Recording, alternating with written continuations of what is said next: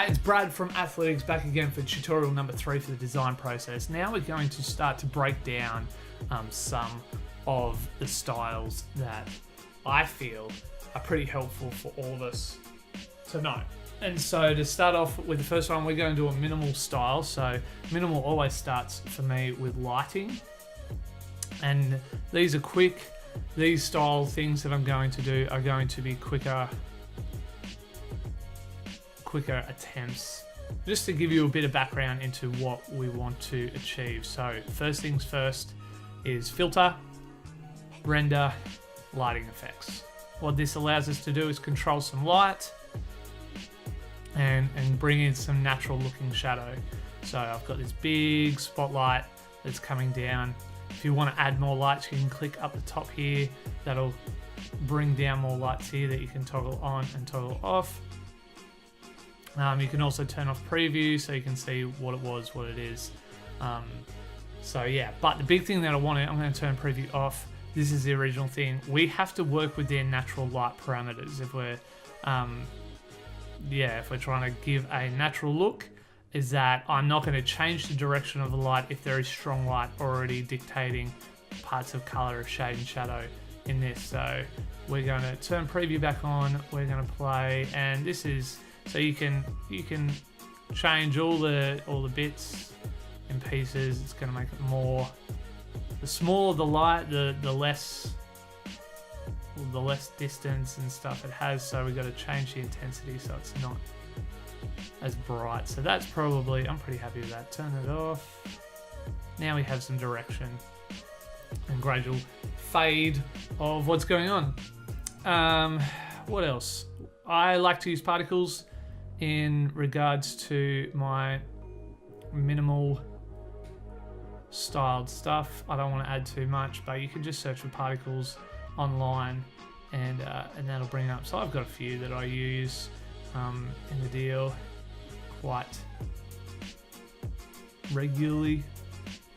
So we'll just pick one out. Still kind of want to make it look good, not rush it, but dusty photo, fantastic. So that'll just bring that layer over, size accordingly. I'm going to put that dust there, and I'm going to chuck it behind our LeBron. At the moment, it doesn't really look like it's working. So what we may do is add another layer on top, wipe it out, and then I'm going to bring my eraser tool into play. You can do this with masking. I'm being a little bit lazy in the sense of what I'm wanting to do. So smoke's good. I've probably gone a bit too much now. Let's bring it back a little bit. Change to my eraser. Okay. Oh wait up. No, I want my brush back. Increase my brush size. I might decrease opacity, that way the heaviness of the brush isn't there. I don't know.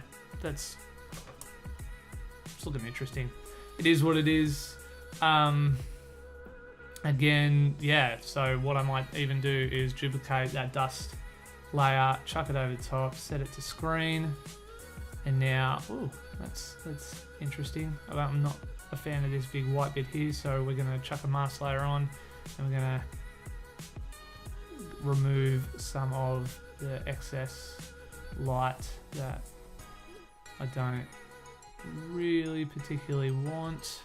Chuck that opacity down a little bit more, so because I don't mind this light in front a little bit. So now we've got some in front, we've got some behind. I don't know. It's for me, minimalism is simple. It would be used really quickly to highlight a particular subject.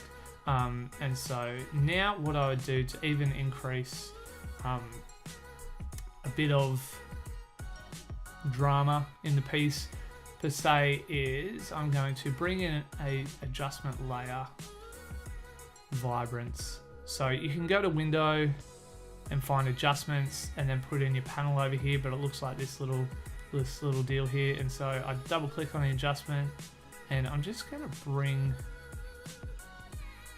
bring it down just a touch because of what we're doing. Real simple. And I've got another layer on top where I am going to very subtly paint some shadows and take the edge off our subject. So I'm gonna big brush,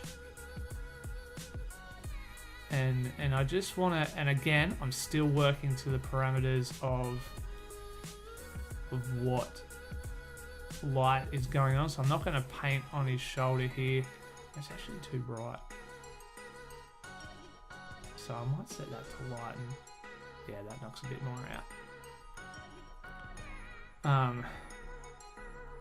So yeah, again, you're creating that drama. This paintbrush is simply just an opacity. It's not set to anything, it's just normal. And you can see it's kind of affecting, it's only going to affect, because it's toggled as a clipping mask, it's only going to affect our subject, LeBron. And then what I might do after this, actually, you know what, I've got to kill that bottom bit too, because it is not working for me as a light source. It doesn't make sense, but I want a few particles above him. This even too, I might just reduce some of the excess around. Yeah, I don't know, steamy whatever, looks cool. We're getting there. A bit of CC is going to help us. I feel like he's a little bit too bright for the piece still, so I might just drop that, and I need to drop his saturation just that little bit more. Yeah, that's looking cool. Probably gone a bit overboard, so we can erase out some of that shadow because it doesn't look fully. Yeah, that's a bit better. Cool. Looks good. I'm going to change the color of the dust behind. So I've just brought up hue and saturation, which is on the Mac Command U. I'm just going to click colorize because that'll knock it to where I want it to be. We might go a red, and then we might do the same up the top. Command U, bring up hue and saturation, click colorize, and suddenly, maybe we'll go to blue because of the blue jersey. I think that's probably a better deal. Ties in what we're trying to achieve. That's a little bit, I don't know. We're getting there. We're getting there. Now for me, it's all about CC. So I'm going to come up and bring up a color lookup. You can download free color lookups. There is on the resource page of my website. See what this is going to. Oh, I like that. The 3 strip. That's cool. Anyway, so these are already pre-adjustments that you can find. Now they're primarily used for video, but you can bring them into Photoshop and they help a whole bunch. I like this one. This one was a free one. It's kind of cool. Now you can actually make your own color lookups, which is really cool. And so yeah, like that's kind of mats it out, unifies all the pieces together. Heck, you could take the time to do that with curves a little bit if you wanted to. You get that washed out looks, and so yeah, it's, if you wanted to, you can play around with that. And so essentially color lookups just have got all this stuff sorted. It's a bit of a trick, a bit of a cheat. You might even say selective color. I might want to drop my reds and change. So color lookup's a lot of fun. Again, a lot of the time it's playing with these things, so it makes sense. Oh, I like that, how it's kind of changed his skin tone a little bit. That's cool. Another way you can, if you want to get that matte feel, bring in a grey layer, paint it over the top, set screen, whack it down a heap. Voila. Very minimalistic, very simple, a lot of fun, gets the job done. We'll chuck one more element in. One more. So what we'll do is we'll go to elements, we'll go flares, and we'll get out a simple flare that I think I found on Google. And we're just going to use it super subtly in a sense of set my flares to screen. I'm going to make it a bit chunkier, change the shape. I know that it's pixelating while it's still in the deal, so what we'll do is we'll just chuck it there. Perfect. And what we'll do is we'll change its color. Oh, it's already got the blue.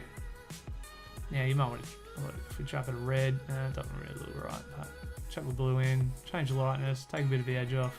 Simple as. Minimalism, something to master, something to look at, something simple and fun at the end of the day. So cool.